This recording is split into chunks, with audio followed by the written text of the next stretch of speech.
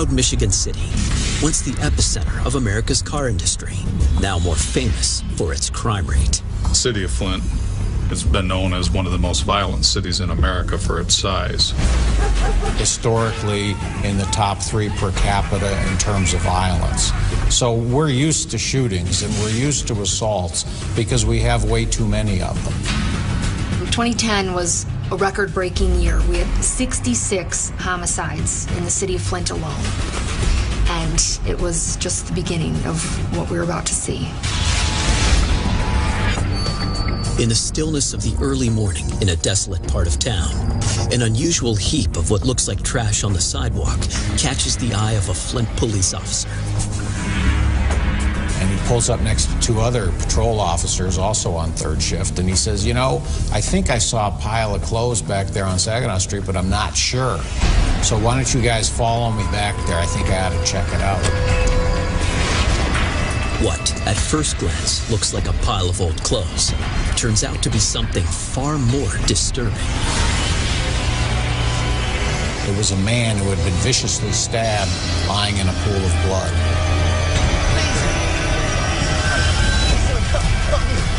The victim is barely breathing and losing blood quickly. Just as he's about to lose consciousness, he mutters a few crucial words. Help's on the way. Authorities quickly determined that this attack was not likely a mugging when they discovered the victim's wallet and cash untouched in his pants pocket. It was later determined that the person who was lying in the road who had been stabbed was Arnold Miner. He was then put in the ambulance. An officer went with him. He died in the ambulance. Investigators immediately canvassed the area around the crime scene for suspects and witnesses. Where this happened was what would during the day be a busy stretch of street, but no one would have been there. I mean, unless someone was walking by themselves at 2:30 in the morning. Your son has been murdered. Later that morning, police deliver the tragic news to Miner's sister and mother. They share a photo of him in happier days. Where he's in this white shirt and this tie, and it looks like he's got some sort of ID badge on and just smiling with these glasses, and he's sort of just this thin, kind of frail, short guy with this great smile. And you could tell by talking with his family that they just really loved him. Police are baffled. Their investigation reveals Arnold to be an upstanding citizen with no enemies. What was it about Arnold Miner that made him a target? He was a pretty nondescript guy, but a gentle soul. Certainly didn't deserve what happened to him. 5'6", 5'7", something like that, thin, frail. If you were looking for someone who you wouldn't want to fight back or wouldn't expect to fight back, this was it. This would be their ideal victim. At that point, we didn't have a lot to go on. Somebody had been stabbed. We knew he was alone, walking on the streets of Flint. That's pretty much all we knew. Then a hot lead turns up right across the street from where Miner was stabbed to death. We were able to get video footage from a party store that was located maybe 100 yards south of the scene of the Arnold Miner stabbing. It looked like an SUV driving by one way, and I believe it came back the other way. It was a suspiciously quick change of direction. Armed with this vital clue, police spend hours poring through their records. Arnold Miner's attack seems to fit into an emerging pattern of stabbings that has been escalating over the past week. Black men being accosted on the streets of Flint in the middle of the night while they were alone walking. We started thinking maybe we have the same perpetrator of all these crimes. Detectives turn back the clock. 3 months earlier, 31-year-old David Motley is stabbed to death. At the time, it was wrongly chalked up to gang violence. Then, a month later, another victim. The second homicide was not discovered until, I believe, June 21st. Now, that's nearly a month apart. And there was no investigative connection made then. The unfortunate second victim turned out to be 59-year-old Emmanuel Dent, whose life was cut short after multiple stab wounds caused him to bleed to death. Gun violence is almost 100% of the crime that we see in Flint. We don't see a lot of stabbings, and as we started to see more, those certainly stuck out. Over the series of the next few weeks, there began to be one assault after another. And beginning on July 26th, July 27th, 28th, and 29th, there was one each day. Some of these individuals were lifted up off the ground as the knife protruded up towards the chest cavity. Whoever was doing it had to be pretty strong, because in order to stick that knife in and then yank it up and really cut out the guts of the individual, it's not that easy to do that. There's a lot of torque involved. 6 men stabbed, 3 dead. Police now believe an elusive monster is on the loose, attacking victims at random without leaving a trace of evidence. Then, on July 30th, officers find 60-year-old Frank Killebrew's body lying in a parking lot. The stab wounds on his body, just one part of a now familiar M.O. He wasn't even robbed. He had 2 wallets on him. So it's another very violent attack on somebody who wasn't robbed, walking down the street alone at night. That was that watershed moment where the investigators at the crime scene, they were looking at this and they're going, hey, wait a minute. We'd had a bunch of these things. And that's when the investigative connection was made. By the time Arnold Miner was stabbed to death on August 2nd, there had been a stabbing in Flint every night for the previous week. These were savage attacks. There's just no way else to describe it. These were savage, brutal, violent attacks. This guy's not stopping. This guy, he's on a rampage. As the number of attacks rises to 12, panic sweeps across the city. What we saw in the next week was something I haven't seen since. People genuinely concerned, and you're talking about a city that's used to crime, that's used to being on edge. People were afraid of becoming the next victim.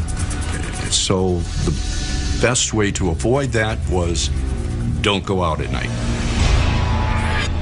The community was up in arms. They wanted action, and the police agencies and the law enforcement folks wanted to make something happen. The problem that we were having is that the police agencies weren't really communicating with one another, because we were having a series of these stabbings, but they all weren't occurring in the same jurisdiction. The nature and the magnitude of this investigation was going to be beyond the scope of the Flint Police Department to investigate all these homicides right now. And that's when the request was made. McGreevy and his team call in reinforcements to form the Serial Stabber Task Force. We had police officers from 7 different jurisdictions, and we all wanted to capture this individual. But even with so many new players in the investigation, the task force doesn't make much headway. People were just kind of grasping at straws, if you will, because nobody really had any suspects. Right now, all police know is that their perp is white, strong, drives an SUV, and prefers a knife. He seems to attack black men at night, and he is terrifyingly prolific. We couldn't have any more homicides. It just wasn't in the equation. Absolutely not. But to do that, police need a solid lead. And they need it fast before the serial slasher strikes again. This guy's not stopping. We have a madman on the loose.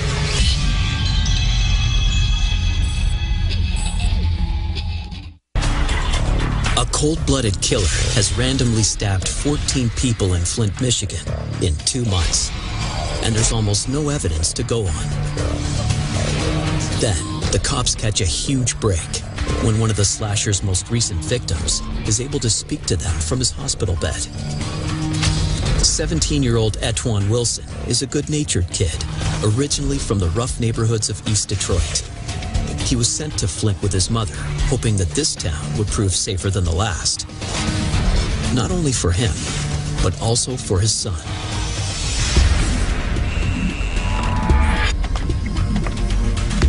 On the evening of August 1st, 2010, Etwan is walking home alone after a party, just a few blocks from his house, when he notices a man standing next to an SUV.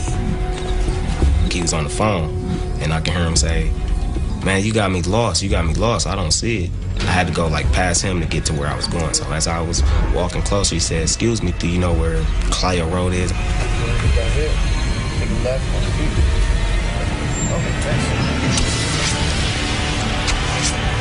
I was like, "Man, what is you doing?" And as I pushed him, that's when I felt the knife come out of him. And when I seen the blood, I just took off running.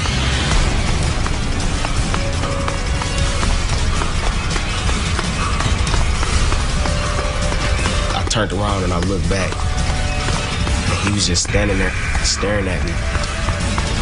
And I was like, man, this dude crazy. Fighting through the pain, Etwan stumbles to the first house he sees with a light on. As he lies on this stranger's floor, Etwan thinks these moments will be his last. I'm getting sleepy. And that's when she started crying. And she was like, "No, don't go to sleep, don't go to sleep." And she grabbed the cold water, and she was splashing it on my face, man. That was giving me a lot of energy, to stay awoke, stay alive. And the lady, Regina, she was stressing to me "You're not gonna die, you're not gonna die." Barely breathing, one thought keeps going through his mind. I remember saying, I don't want to die here without my son. I want to see my son again. But blood is pouring out of his wounds, spreading across the floor. I remember the ambulance coming in, and I heard him say, "Oh, he's stabbed in the lungs. You gotta hurry up." And I just remember passing out. I remember waking up, seeing my daddy sitting next to me. And at first, it kind of scared me because I'm like, this just happened at 3 o'clock this morning and you stay way in Detroit. How did you get here? Not knowing that this happened 2 days ago. With 40 staples holding his wounds together, Etwan is lucky to be alive. The knife just missed puncturing his heart. But the damage to his chest and abdomen require a long and painful recovery. Now, 4 days after the attack, Etwan is well enough to talk. And he gives them exactly what they need. A detailed description of the attacker. He was big, like a UFC fighter. Like he cage fight or something. Couldn't really see his face. As he had his cap pulled all the way, he had it bent at the top. And it was a dark night, so. The way she drew the eyes was kind of perfect. Authorities release an official statement to the public, along with the sketch. The stabber is a monster of a man, 6'5", 280 pounds. Also described as a wide-jawed white man.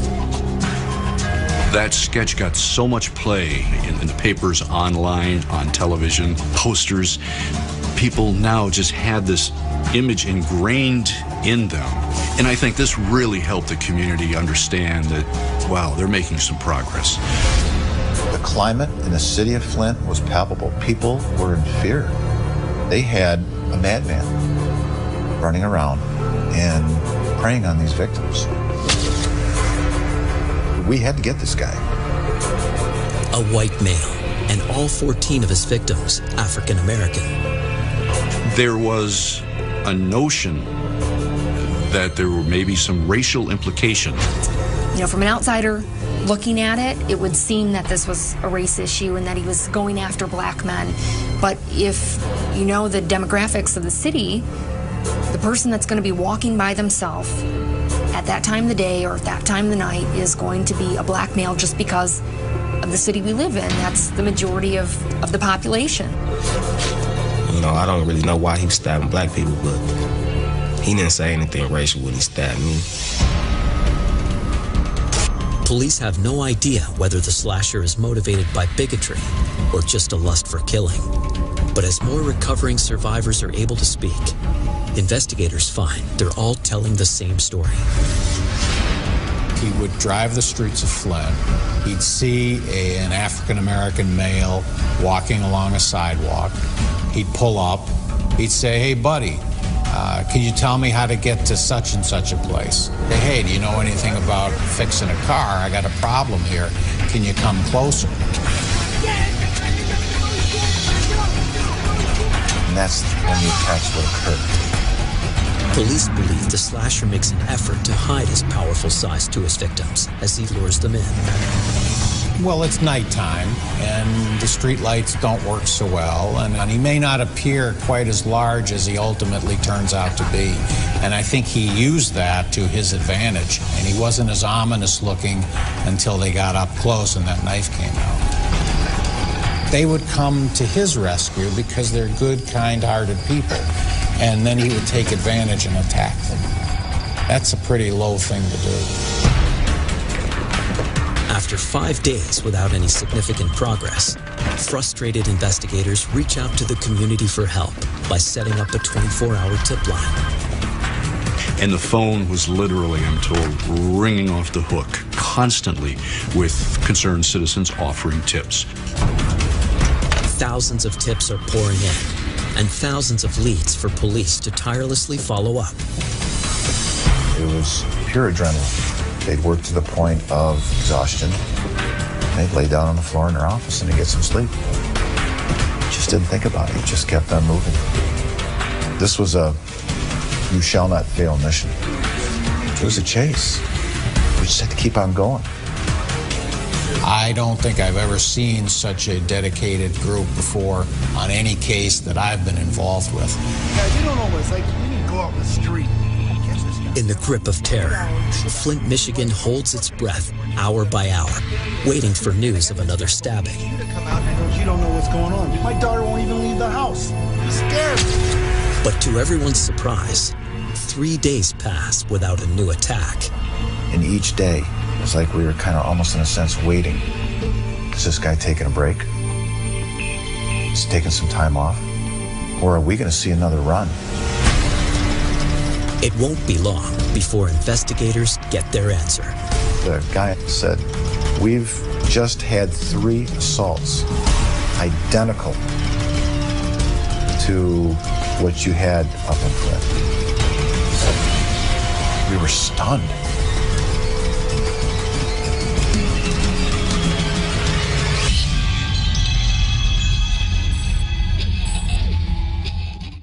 Authorities in Michigan have finally secured a solid description of the man they're calling the Flint serial slasher. But they have no DNA or other forensic evidence to link these unrelated attacks. And now, their target seems to have vanished. Is his killing spree over, or has he simply gone somewhere else in search of prey? To answer that, police send out bulletins across the country. And here you go. Here's what we have. If any of you have anything similar to what we have here in Flint, give us a call. We'd love to hear from you. 3 days later, and 600 miles away, the Slasher Task Force is contacted by the tiny police department of Leesburg, Virginia, about a recent attack. The victim was walking across a parking lot when a vehicle pulled up to him and asked if he could assist him with some problems with his car. He sensed movement in his peripheral vision and saw the suspect swinging a hammer at him. And so he was able to partially deflect, pull away, so there was not a full contact. The suspect then continued toward him, and the victim was able to run away from him. It's the third hammer attack Leesburg police have seen in 4 days. Unusual for a town of 42,000 and almost no violent crime. Thankfully, none of the victims were killed. This number of violent attacks in this time period are just unheard of in our community. The third one just added more confirmation to our suspicions that we did have a serial attacker. For this third assault, the attacker had picked the worst possible location, and investigators pick up a vital clue. The shopping area where it occurred had recently installed a new video surveillance system, and so we were able to get a picture of the actual vehicle. The vehicle is identified as an older model Trailblazer SUV. It looked to be dark green on the top with a lighter color on the bottom panels of the vehicle. Authorities assume the car is from another state and scour motel parking lots looking for a green and tan SUV with out-of-state plates. But they come up empty-handed. Armed with the make, model, and color of the car, Leesburg police put out an all-points bulletin for it and any similar attacks. What initially was locally focused for similar cases expanded to regional and ultimately national. They come across bulletins from Flint about the recent serial slasher attacks and contact police in Michigan. The guy on the other end said, "We've just had 3 assaults identical to what you had up in Flint." We were stunned. His weapon of choice may have changed from a knife to a hammer, but everything else about these attacks is the same. Police are convinced it's all the bloody handiwork of the serial slasher. And now the Flint Task Force has something they didn't have before: an accurate description of the SUV. And they said, "Oh yeah, by the way, the Blazer we have down here, there's a couple of dents in the hood." We didn't have his face yet, but we now confirmed that it was the green over beige Chevy Trailblazer. The media gets wind that Flint's slasher has now gone national, and the story explodes overnight, sparking coast-to-coast panic. So this drew a lot of national attention, so it made sense that CNN, ABC, NBC, CBS, international media were all over this. And the SAT truck started rolling in. And then everyone's worst nightmare comes true. 2 days later, and 450 miles from Virginia, another horrific attack. Toledo, Ohio, police department calls up, says, "Not so fast. We have an attack down here, identical to what Leesburg has had and to what you've had." It's like, oh, this thing is, where's it going to go next? Outside a picturesque church in the metropolitan town of Toledo, Ohio, the church custodian takes a well-deserved break. A hulking man steps out of a green SUV. He asks the custodian for directions. Harmless enough, until...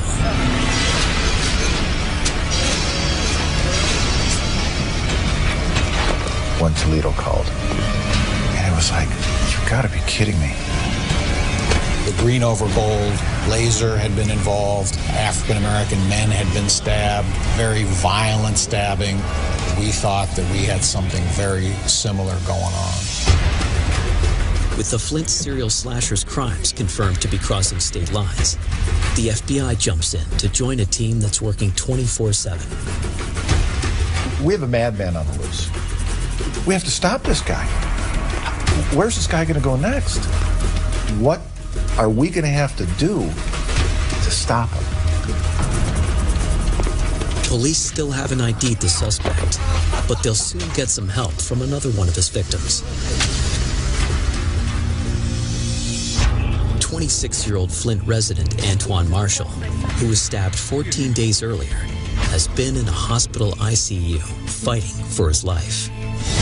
Due to the nature of his injuries, they bundled him up and got him to the hospital, but he went right into surgery, so they didn't get a chance to interview him. But now, Antoine has recovered enough to give police a description of his attacker that will add 2 vital pieces of information to the puzzle. As he described the T-shirt that his assailant was wearing, and it was a specific brand of gin. He also clarifies the slasher's race.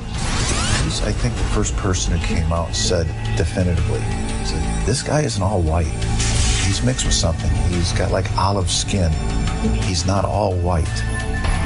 That was a fairly significant statement that he made. These two details will blow the case wide open. A new bulletin is sent across the country, refining the description of the slasher, in hopes this info would trigger someone's memory. And it pays off big time. Oh, baby. Tip 314. There's an unidentified female, and it's stated to the effect, I know a guy who works at a Kingswater Market up in Mount Morris, and oh, by the way, he went to Virginia last week to visit a relative. Hey guys, how's it going? We got 80 students called today. Did you notice that? But we now had somebody who matched the description, who had the right vehicle, who had some ties to Virginia. As investigators question the market's owner, a familiar logo catches the eye of one of the investigators. The T-shirt logo that was described in the attack by Antoine Wilson. And they were able to determine and confirm that the shirt the assailant was wearing was the same identical type of shirt that the store would have had. The pieces are all finally falling into place as police zero in on the serial slasher. But will they find him before he disappears for good?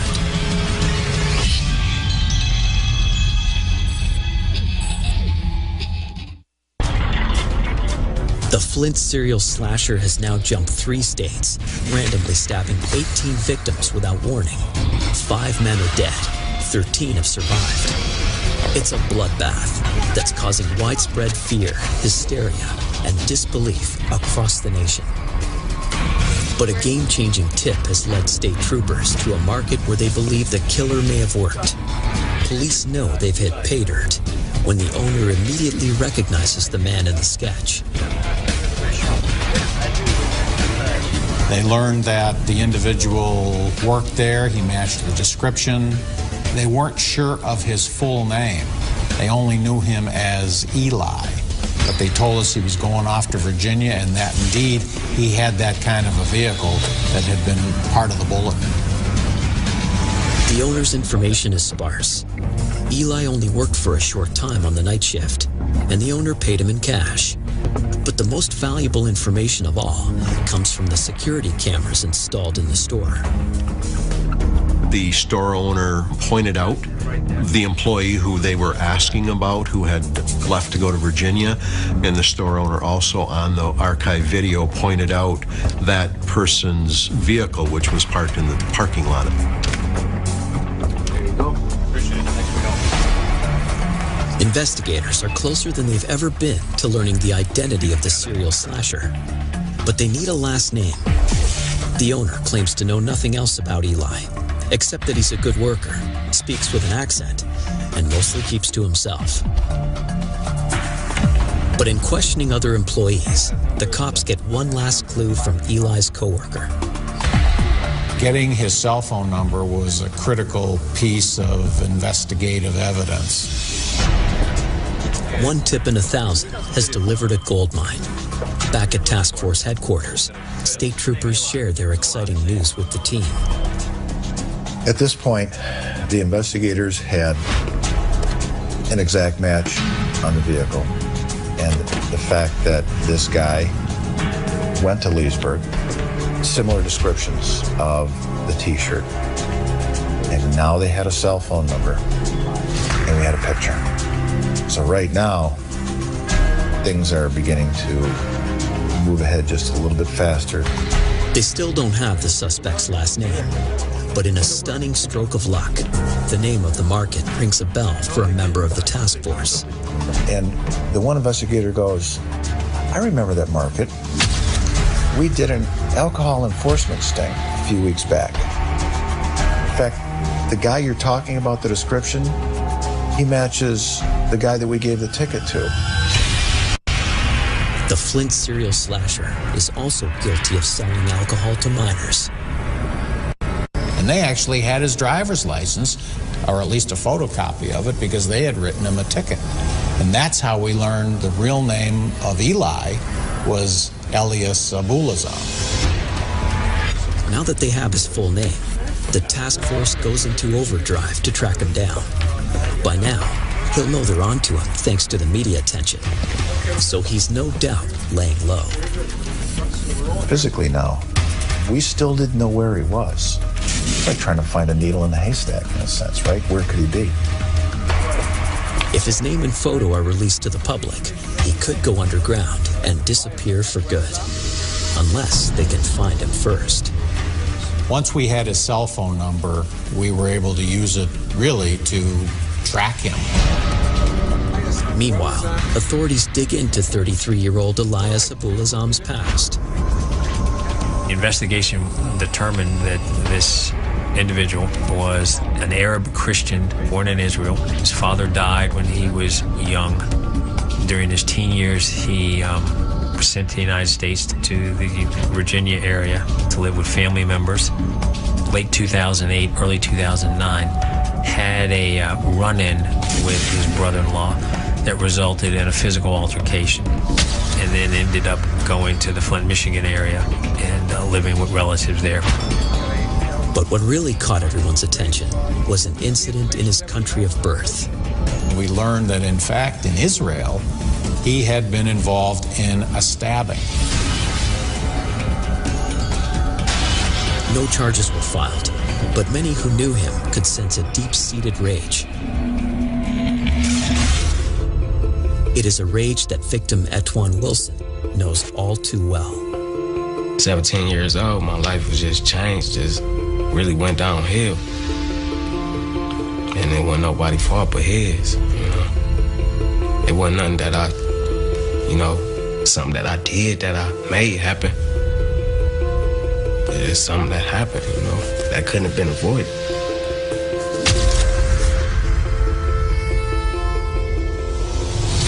Back at the task force, the cell phone tracking expert pings Abuelazam's phone.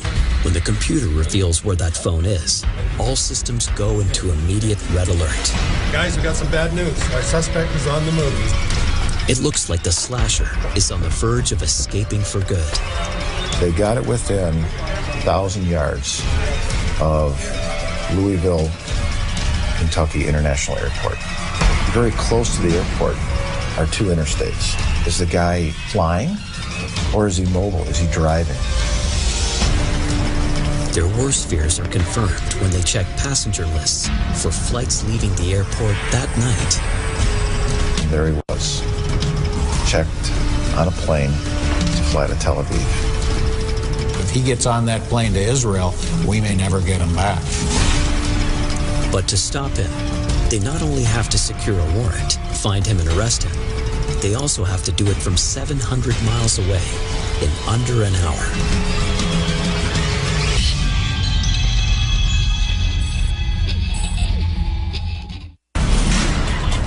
The task force team has located the Flint serial slasher Elias Abuelazam, trying to flee the country. He's already boarded a flight in Louisville, Kentucky, bound for Israel. But fortunately, it has a stopover in Atlanta, where he must change planes. This layover in Atlanta will be the task force's only chance to grab him. It's currently 9 p.m. in Flint. His flight to Israel will leave Atlanta at 10:15.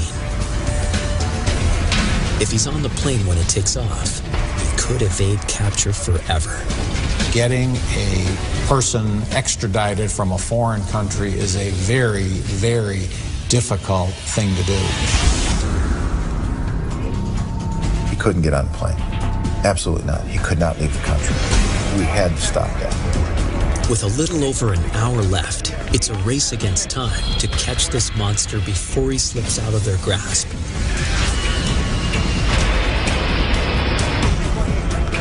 But they can't just arrest him on the spot. We have to come up with a warrant. We have to come up with something to hold him.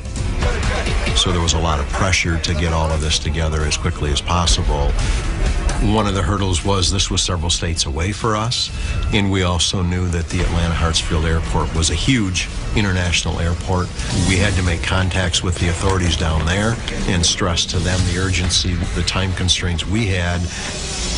But finding a judge to sign an arrest warrant at 9 o'clock at night is an arduous task. That involved getting him identified through the photo lineup, having a prosecuting attorney prepare that arrest warrant, having that arrest warrant signed by a judge to make it a valid arrest warrant, and then providing all of that information to the authorities in Atlanta. Navigating the legal loopholes in such a short time is difficult enough, but the team must also devise a way to apprehend Abuelazam without putting civilians around him at risk. My number one concern was that if he gets on that plane, we have a hostage situation. He's going to know something's up, and he's going to put a knife or something to somebody's neck. Plus the fact that he's a huge guy. I mean, even without a weapon, he's dangerous. With just 45 minutes before the flight is scheduled to depart, there's still no sign of an arrest warrant, and more importantly, no sign of the man in question. We still hadn't physically spotted him yet. Waiting for the official go-ahead, a SWAT team in Atlanta moves into position. With precious minutes ticking away, the warrant finally comes through. I think we got him. And not a moment too soon, as Atlanta Airport Police spot Abuelazam amongst a sea of passengers, unaware of the danger they're now in. Back in Michigan, the task force can barely breathe as they wait for the news from Atlanta. We are aware he's at the gate, ready to board the plane to Tel Aviv. We are aware that they're not going to let him get on, but we can't see any of this. We're just sort of hearing it from the other end of the telephone. We were closing it this close. But it all had to happen absolutely perfect, so nobody else got hurt. With just moments left before boarding, undercover squad team cops prepared to make their move, their eyes trained on the target. He's looking like he's going to get on that plane and things are going to be good, and he's going to leave all these stabbings behind him, and he's going to go back to his homeland. Authorities on the ground come up with a last-minute idea to minimize the danger of those around Abuelazam.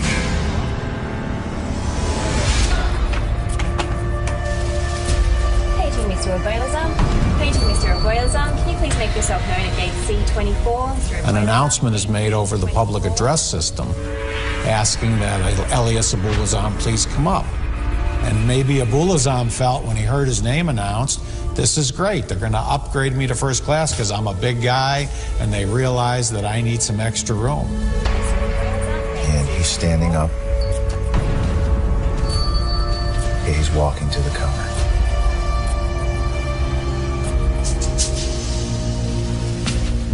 Then there was silence.